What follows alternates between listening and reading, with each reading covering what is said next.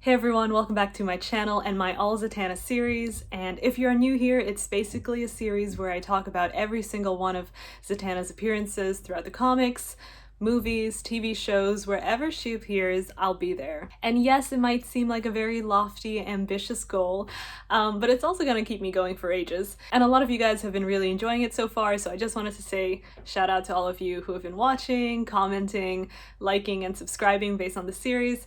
I really appreciate it, and I honestly just do love the appreciation and the excitement about this character, who I absolutely love. So today we're going to talk about her debut feature on the small screen on Batman the Animated Series. It was written by Paul Dini, who also wrote Zatanna's famous solo run, and also a few other comics in the DC universe, including Batman comics. This episode aired in 1993, and Zatanna was voiced by actress Julie Brown, and it serves as an introduction to a character who has grown leaps and bounds in popularity, and just as a character ever since. People keep wanting more and more of her, so I thought it would be fun to check out where it all started on the screen. So I'll do a general rundown of the plot, and then after that we can get a little bit more in depth into her character and her portrayal in this episode. So the episode starts with Zatanna in her element. She's performing a magic show on stage, and we see in the audience that Bruce and Alfred are sitting there, and they're talking about their shared history with Zatanna.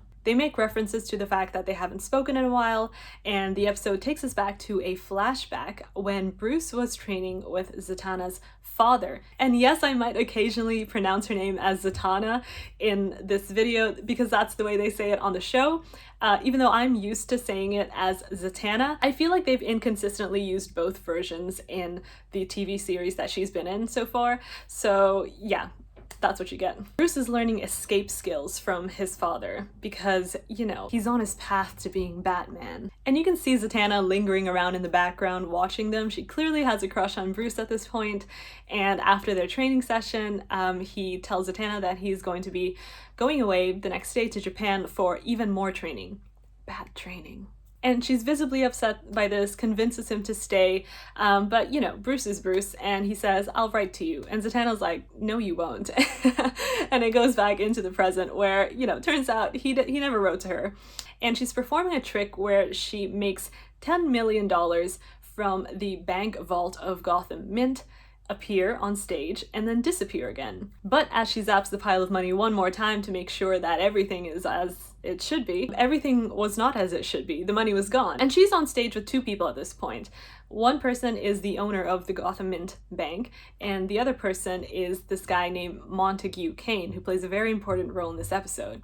And he makes his living off exposing magicians' secrets. So the money's gone, people are shocked, and the police start rolling up and they arrest her. It happens very quickly, like shockingly quickly. A police car even goes on stage, and I'm not even sure how that was possible to begin with. And on her way to prison, Batman tells Alfred, you know, I know she was framed, she would never do this, and he helps her escape in the van before she gets to the prison. And what ensues is a classic detective comic story with Bruce and Zatanna teaming up to uncover the mystery behind who stole the money, who framed her, and why. And of course the most obvious answer would be, who is a person who has motive to want to crush the reputation of magicians? None other than Mr. Montague Kane himself. So with his stolen millions, he's on a flight to someplace he describes as warmer and with no extradition laws, you know, the place for all criminals to be. But Batman and Zatanna catch him on the plane, they foil his plans, they stop him, they save the day, and yeah, that's that. They also have a chance at reconnecting in the end as old friends. So I feel like I really enjoyed this episode as kind of like an introduction to Zatanna and her character. Paul Dini does a really good job of setting that up. I mean, she's fun, she's playful, she's witty, and Julie Brown's voice is absolutely perfect at portraying Zatanna. I feel like she has that old Hollywood starlet quality to the way she did Zatanna's voice here, which worked so well, especially in something like Batman the Animated Series, which has that like noir, old school type of vibe.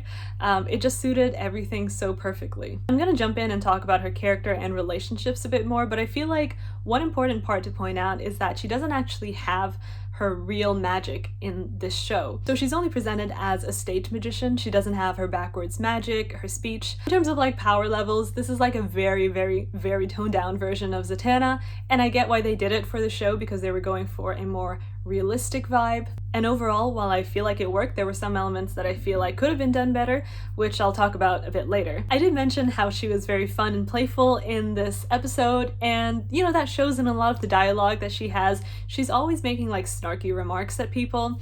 I heard about the mint robbery. I can help prove you didn't do it. Why do you care about some leggy dame in nylons? Or have I answered my own question? Last two. That would have been one mighty big piece of glass. Or mirror. Like the one you used to reflect the hologram of the vanished mint. Oh, sure. Take all the mystery out of life.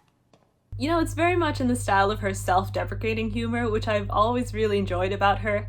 She has a great sense of self-awareness that I feel like only comes to you if you're in a position of fame and like also being super well trained in the public eye, but she's also in the business of, you know, creating illusions, presenting false realities of herself at people. I think just being in entertainment in general, you've probably heard a lot of stories about like singers or like artists and actresses coming out saying that there has been a disconnect between their real identity and the identity that they present to the masses. And I know I'm pulling on a really random and specific thread, but bear with me, I am going somewhere with this. I feel like for Zatanna, the fact that she doesn't have a superhero alter ego, she's just herself, is a really interesting aspect that I wish they would explore more, because even if she doesn't have like a person behind the mask, she is technically behind the mask because she's always performing. I think the way I've been reading it is like this type of thing is what kind of leads to her kind of self-deprecating sense of humor. She's painfully aware of how other people view her,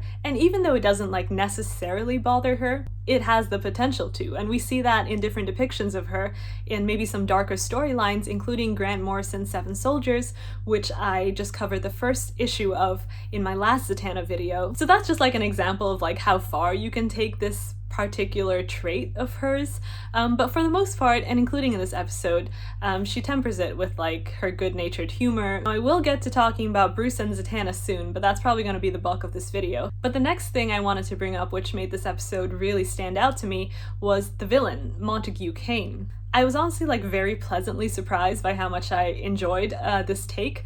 And I don't think we've seen him in any other DC comics or any other reiterations. This is the only place where this character exists. If I'm wrong, as always, feel free to correct me. So Montague Kane is like a really interesting foil to her character in the sense that he's like the anti-magic person. And especially since she doesn't have real magic in this episode, it's kind of like a battle between two people who do understand the practical elements of stage magic. And this is probably one of my points of critique in the episode. I know it's a Batman show, so he is the main character, and you know, Zatanna's like the guest of the week, basically. So it does mostly have Batman as being the one to unravel the mystery and like lead the way, and unfortunately it doesn't leave a lot of space for Zatanna to figure things out herself or make these decisions, which I think would have been really great.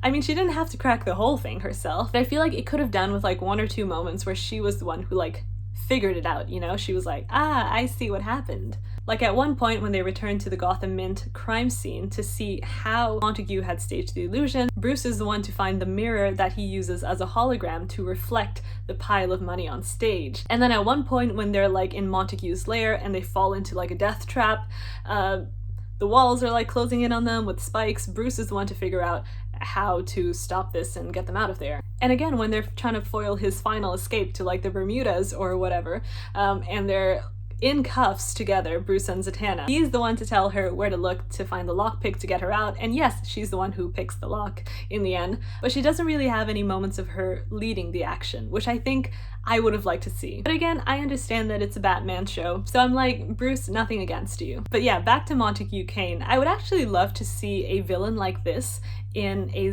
future Zatanna comic. I know we don't really get those these days, but if they do one, I honestly would love to see someone who deals more with like the practical stage magic side of things, or like someone who has like really good illusion skills. I know like Abracadabra, who is a Flash villain, is someone who does this, so he doesn't actually have real magic. Every villain that's kind of like a prankster in that way, who are like very like theatrical and they like putting on a spectacle and a show for their rivals or even for the audience that they're terrorizing. I would love someone like this for Zatanna. You know, as much as I love the more occult side of things, but it gets to a point where things just keep getting bigger and bigger and bigger, but they've never really explored this other avenue that they could do with her character, which brings her back into her roots in show business. So moving on from that, I feel like the central point of this episode is to explore Bruce and Zatanna's relationship, which I absolutely love. So this is taking me like a lot of effort to keep this condensed for you guys. What this story does is explore the backstory between Bruce and Zatanna as childhood friends, which is something that Paul Dini also wrote into the comics around the early 2000s. I think it's 2005, 2007. Bruce and Zatanna grew up together after he lost his parents. You know, Giovanni kind of took him under his wing, and through that relationship he also learned all his escape skills. And Bruce and Zatanna have always had this interesting relationship where I feel like Zatanna really brings out the vulnerabilities in Bruce. And not a lot of characters are able to do this, especially when they're not one of Bruce's standard love interests. You can argue that besides Alfred, Zatanna is probably the person who has known him the longest, which is pretty impressive. And I've always been fascinated by their like similar yet converging paths, where they started off as childhood friends and they both kind of diverged where they went their own ways. You know, like in this episode, they hadn't spoken for years. So Bruce was doing his own thing as Batman, Zatanna continued living her life. Bruce lost his parents at a young age. Zatanna eventually loses her dad when she's a little bit older. And then at some point they converge again when they meet as established superheroes, and when Bruce recruits her into the Justice League. And even though she's not technically a superhero in this episode, you get to see that similar path where they like come full circle and they realize that they've both known each other too long and too well to kind of waste this friendship away. So, you never wrote. I meant to, really. Hey, it's okay. I can see you've been busy. Just answer an old friend one question. Shoot. What happened that made you put this on? A painful memory. And a promise. I'd say you're keeping that promise pretty well. And for what it's worth, Dad would have been proud of you tonight. You too. So here's another thing. I feel like Bruce and Zatanna in this episode, and also in some depictions in the comics, mostly by Paul Dini as well, they've had this thing where they have always been almost romantically involved. The almost is an important part because I feel like that's another part of their history that makes it so hard for them to actually be involved as adults. And in some comics there are even more serious reasons for them not to be involved, including the dreaded Mind Wipe saga of Identity Crisis, which really put a strain on their relationship. I won't get too much into that because that's a whole other topic for a whole other day, but the point of it being that Bruce and Zatanna have always had a little bit of friction in their relationship that they are continuously working at repairing. And it's not just one-sided, because even though Z is the one who has more of like an open crush towards him when they were younger, when they're adults and they're both in his car when he rescues her for the first time, he starts asking her stuff like, oh, don't you have anyone that you should be contacting? Any family, friends, a husband perhaps? And there's like a little bit of that tease as well when they're both like cuffed together on the plane and Bruce is trying to get her to find the lockpick in his glove. He's just like, hold my hand. Trust me, Zana. Sana? Quick, in my glove.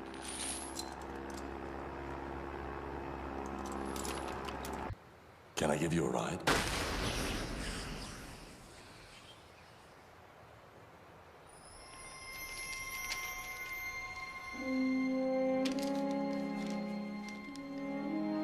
John, I hate goodbyes too. Love, Sana. P.S. Don't forget to write.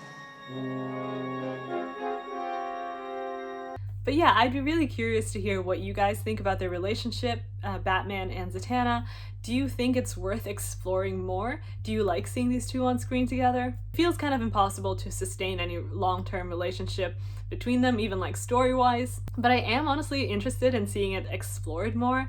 And again, maybe it doesn't have to lead anywhere. Maybe it's just them dealing with their feelings from their past. I would just like to see it. Overall, I thought this was a great introduction to Zatanna's character, especially when it comes to her personality traits that we've come to grow and love and come to be familiar with these days. Even though she didn't have her powers here, I still feel like she's still our beloved magician. Although I would have loved to see her get into the action a little bit more using her practical magic skills. And again, I'm interested in a villain like Montague being used in the comics, And I would absolutely love another team-up story with Batman and Zatanna. She cameos in Detective Comics every now and then, but I would love like a sustained mini-series or even like a 2-3 issue arc where they take turns going into each other's worlds and utilizing these different skills that they have to work together. We can have both the threat of like practical magic and occult magic, and in that issue they would also be able to explore their shared history and relationship a bit more. Let me know what you think of Zatanna's debut TV appearance. If you could have her team up with any other superhero who is not in the Justice League Dark,